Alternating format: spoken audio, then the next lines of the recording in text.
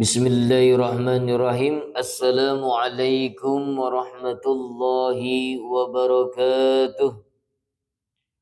Hari ini kita akan belajar sirah nabawiyah terkait dengan kondisi ekonomi. Kondisi ekonomi mengikuti kondisi sosial yang bisa dilihat dari jalan kehidupan bangsa Arab. Perdagangan merupakan sarana yang paling dominan untuk memenuhi kebutuhan hidup. Jalur-jalur perdagangan tidak bisa dikuasai begitu saja kecuali jika sanggup memegang kendali keamanan dan perdamaian. Sementara itu kondisi yang aman seperti ini tidak terwujud di Jazirah Arab kecuali pada bulan-bulan suci. Pada saat itulah dibuka pasar-pasar Arab yang sangat terkenal seperti Ukaz, Dzilmajaz, Majinnah dan lain-lainnya. Tentang perindustrian atau kerajinan, mereka adalah bangsa yang paling mengenalnya. Kebanyakan hasil kerajinan yang ada di Arab seperti jahit-menjahit, menyamak kulit, dan lain-lainnya berasal dari rakyat Yaman, Hirah, dan pinggiran Syam. Sekalipun begitu, di tengah jazirah ada pertanian dan penggembalaan hewan ternak, sedangkan wanita-wanita cukup menangani pemintalan.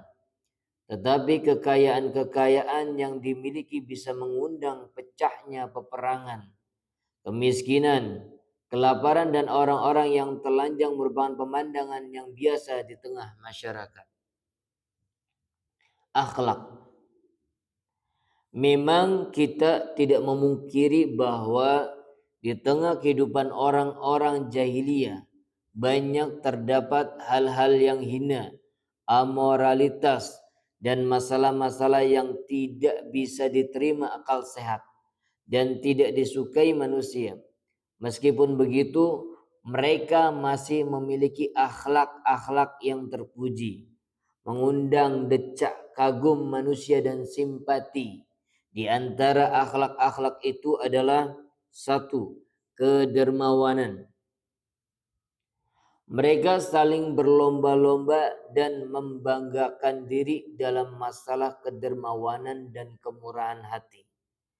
Bahkan separuh syair-syair mereka bisa dipenuhi dengan pujian dan sanjungan terhadap kedermawanan ini. Ada kalanya seseorang didatangi tamu yang kelaparan pada saat hawa dingin menggigit tulang. Sementara saat itu dia tidak memiliki kekayaan apapun selain seekor unta yang menjadi penopang hidupnya. Namun rasa kedermawanan bisa menggetarkan dirinya. Lalu dia pun bangkit menghampiri unta satu-satunya dan menyembelihnya agar dia bisa menjamu tamunya. Pengaruh dari kedermawanan ini mereka bisa menanggung pembayaran denda yang jumlahnya sangat tinggi dan membuat mata terbelalak. Sehingga tidak jarang hal ini justru menumpahkan darah dan mengakibatkan kematian seseorang. Yang pasti mereka biasa membuat pujian dan membanggakan diri di hadapan orang lain dalam masalah ini, terutama dari kalangan para penguasa dan pemimpin. Di antara pengaruh kedermawanan ini, mereka biasa merasa bangga karena minum khamar. Bukan kebanggaan karena minumnya itu, tetapi karena hal itu dianggap sebagai salah satu cara menunjukkan kedermawanan dan merupakan cara paling efektif, cara paling mudah untuk menunjukkan pemborosan. Maka tidak heran jika mereka menyebut pohon anggur dengan nama al-karam, kedermawanan. Sedangkan khamar yang dibuat dari buah anggur disebut bintul karam, putri kedermawanan. Jika engkau sempat meneliti berbagai arsip syair-syair semasa jahiliyah, tentu engkau akan mendapatkan satu bab khusus yang berisi pujian dan sanjungan ini. Antarah bin Shaddad al-Abshi berkata, Telah ku minum reguk-regukan arak setelah terlewati siang hari yang terik. Di dalam gelas kaca berwarna kuning kemilau, bertabur bunga-bunga indah yang memukau. Kehormatanku juga tidak kuhirau. Kurelakan harta kan musnah jika minum arak. Kehormatanku yang tinggi tiada kusimak. Jika tak mabuk tiada kusia-siakan undangan. Karena ku tahu sifatku yang dermawan. Oi. Pengaruh lain dari kedermawanan ini, mereka biasa main judi. Mereka menganggap main judi merupakan salah satu cara mengekspresikan kedermawanan. Karena dari laba judi itulah mereka bisa memberi makan orang-orang miskin. Atau mereka bisa menyisihkan sebagian uang dari andil orang-orang yang mendapat laba. Oleh karena itu, Al-Quran tidak mengingkari manfaat khamar dan main judi, namun dengan membuat redaksi sebagai berikut. Tetapi dosa keduanya lebih besar dari manfaatnya. Al-Baqarah 219. 2. Memenuhi janji. Di mata mereka, janji sama dengan hutang yang harus dibayar. Bahkan mereka suka membunuh anaknya sendiri dan membakar rumahnya daripada meremehkan janji. Kisah tentang Hani bin Mas'ud Asy-Syaibani, As-Sama'u Al bin Adiyah dan Haji bin Zararah sudah cukup membuktikan hal itu. Kemuliaan, ya, yang ketiga adalah kemuliaan jiwa dan keengganan menerima kehinaan dan kelaliman. Akibatnya, mereka bersikap berlebih-lebihan dalam masalah keberanian, sangat pencemburu dan cepat naik darah. Mereka tidak mau mendengar kata-kata yang menggambarkan kehinaan dan kemerosotan, melainkan mereka bangkit menghunus pedang, lalu pecah peperangan yang berkepanjangan. Mereka tidak lagi mempedulikan kematian bisa menimpa diri sendiri karena hal itu. 4. Pantang mundur. Jika mereka sudah menginginkan sesuatu yang di situ ada keluhuran dan kemuliaan, maka tak ada sesuatu pun yang bisa menghadang atau mengalihkannya.